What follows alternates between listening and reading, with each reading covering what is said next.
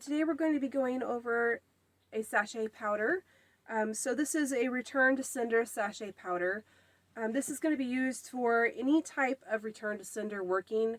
It's just an additive to the spell that you're already doing. Just like if you're going to use a spell oil, this is a sachet powder that you're going to add with it. So if you're doing a return to sender candle or poppet or like a petition, then this would be really great for that. So a return to sender petitions are really powerful because you can write out your petition. You're going to return to sender any type of negative thing that is coming at you, and you can write it down in a petition and then use a return to sender oil and then a return to sender sachet powder and then fold that up really nice and neat and then go outside and burn it. Is very powerful spell work. So today we're just going to be going over the sachet powder, and basically all a sachet powder is, it's a herbal powder that's made for magical workings is what a sachet powder is. It has different names, just magical powders, sachet powders.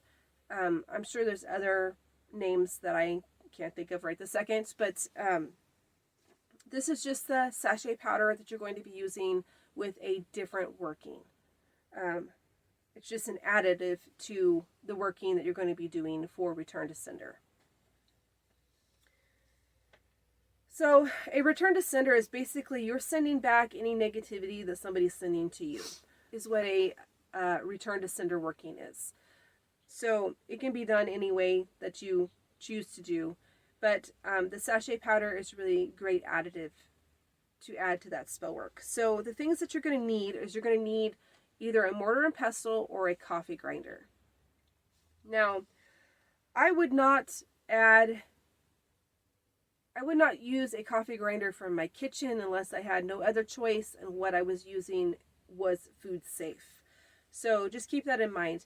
It's always nice to have specific tools for your magical workings. So either a mortar and pestle or a coffee grinder. Mortar and pestle is going to work just fine for this. So you can add black sand if you would like for a color correspondence. You don't have to. It's totally up to you, but it is an option. And then you're going to need some sort of container to hold this powder.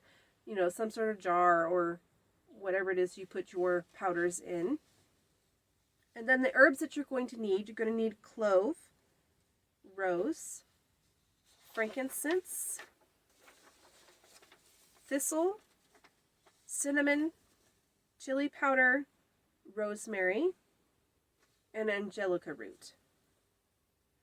Now you could use all or some of these. It's totally up to you. I just give you the basic ingredients and you can pick and choose what you have and what you feel like you need to use.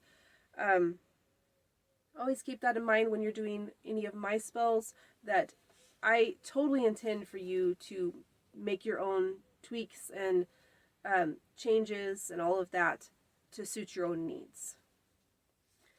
So how we are going to set this spell up, because we are creating a basically magical additive that we're going to add to a different spell. We're going to go ahead and set it up like we would any other spell work. We're going to cleanse our magical area that we're working in, whether that be your altar or your kitchen table or whatever. Cleanse your space, cleanse your tools and all of that. So we're starting out with a really just neutral environment. And then we're going to start adding our herbs one at a time to the mortar and pestle with our intention in mind. So as we're adding, what was the first one? So as we're adding the clove to our mortar and pestle, we're going to add that with the intention of return all negative energies to the sender that are sending it at you. Return to sender. That's what your intention is.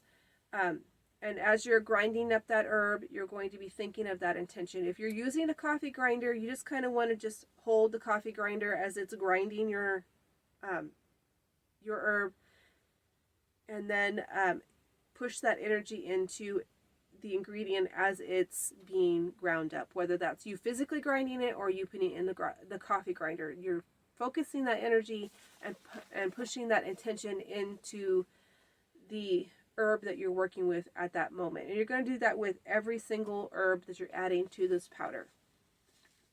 Now, if you were adding sand to this mixture, I would not grind it in the coffee grinder. I would just add it to the jar on its own and let it be its own thing. But you're still going to put the intention into that sand, if you're using sand for the intention of return to sender. So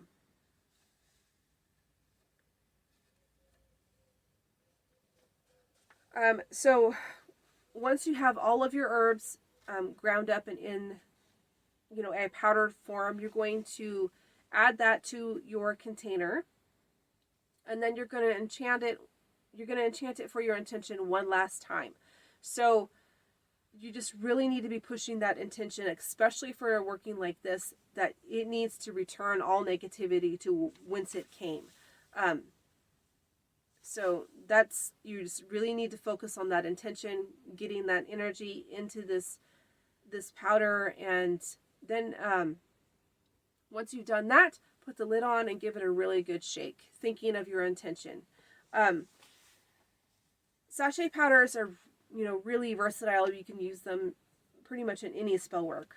Keeping in mind that whatever you're using it on has to actually go with the working that you're using it for. But once you're done with the sachet powder, I'm assuming that when you're doing this, you're going to need it quickly. So just go ahead and use it for your return to sender working. And then if you have any remainder, then you can set it on your altar for 3 days, and then go ahead and just add it to your apothecary or whatever it is where you put your magical powders.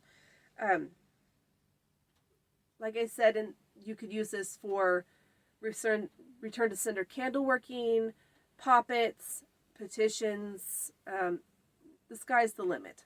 However you're going to be doing the actual working is up to you. I don't think that jar workings would really work really well for return to sender, but things that are really quick and spell work that's really quick and is going to reach its conclusion quickly.